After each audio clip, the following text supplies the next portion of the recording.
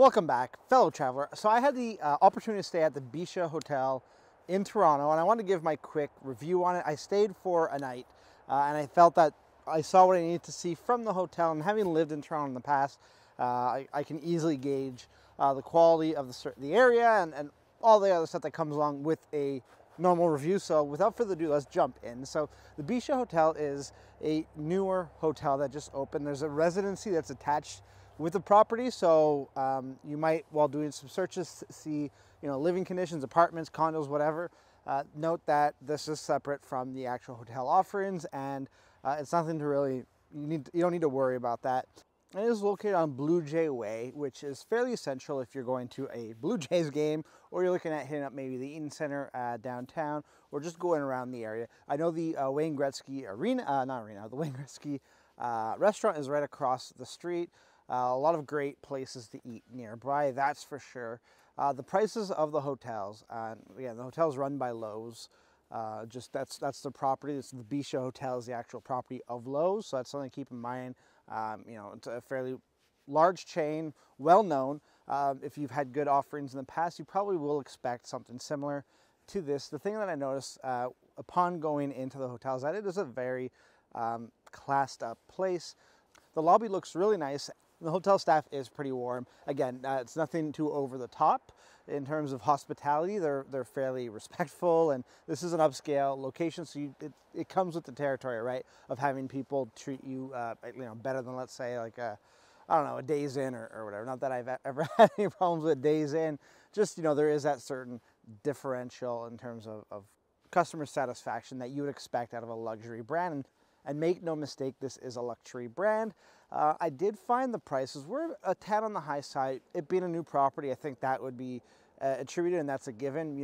People are interested in this hotel. When I was staying there, a few of my friends had mentioned, "Oh, you're staying there. Let me know how it is. I'm really interested in seeing what it's like." So they can get away with charging a bit more. Certainly, this is not like Fairmont prices or anything. I think the hotel was marked at about $400 something a night. Again, I didn't pay my own coin for this, because I would not have paid the $400 without even knowing what was in there. Luckily for you, as I'm doing that for you. The rooms itself are really nice. Great, comfortable mattresses. The location in terms of views, you don't really get that much of a view from any of the floors. I did get to see the CN Tower at like this obscure view from my room. I took a quick time lapse of it in the middle of the night just because I want to get all the colors. Most of the time, my friend that was staying in another room was facing a bunch of buildings, like a small courtyard of buildings.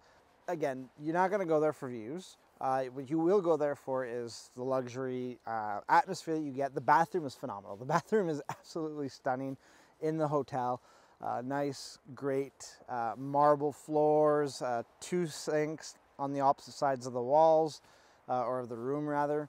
What you might be wondering is that, would I pay for this type of room? Again, I'm not too sure. I slept really well.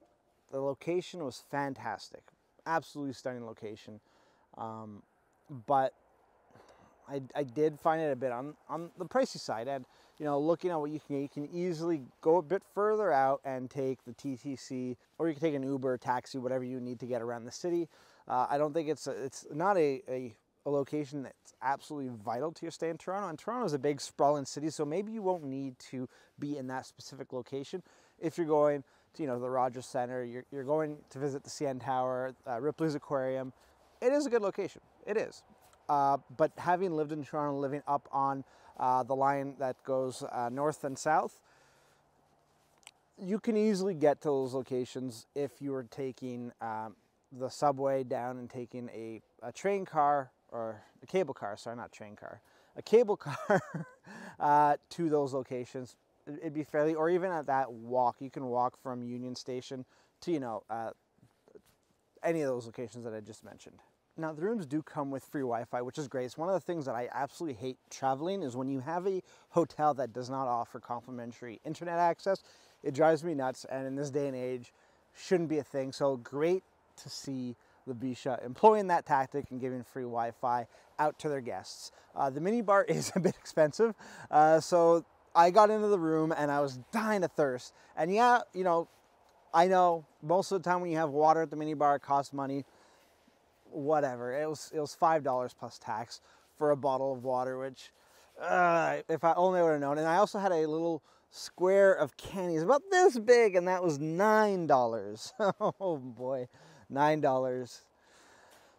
Yeah, so that's going to set you back. So do not eat from the minibar. One thing also to check is that if you do stay here and you go to check out, after they've charged your room, double check the amount. They charged me two drinks when I didn't take. I only had that one bottle of water, and they also charged me an extra candy thing that I definitely did not have. I had the one, I'll admit that, did not have two. So I did have to call. Actually, I emailed the hotel and they got it sorted out quickly. But check your receipt. Now, if this was just a one-off, probably was. With this a chain of that size and that magnitude, they're not trying to eke their way and nickel and dime things that weren't there, but it was a mistake. Check your bill. Now again, is this something that I would stay at again? It's really tough for me to say because I liked my experience there. I thought the location was great. It was right next to a few of my favorite restaurants in Toronto, but I have a hard time justifying the price. Now granted, if you're booking last minute, like I did, the prices are going to be elevated. That $400 that we did see, oh, the sun is going away. The prices that I did mention were really last minute bookings, but it still was really expensive. And you're paying for that luxury, obviously, you know, like the marble floors and the nice Andy Warhol paintings in the hallways. It is very swanky, as I had mentioned a few times already. So that's one thing to keep in mind. If that's your style, you'll like it, and I think you should book it. But if you're just looking for somewhere to crash your head and stay well in Toronto, look at a different venue. I don't think this would be for you, but certainly if you've got the extra coin or if you like that type of atmosphere, go for it. If you stayed at the hotel, the Bisha hotel that is, let me know what you thought.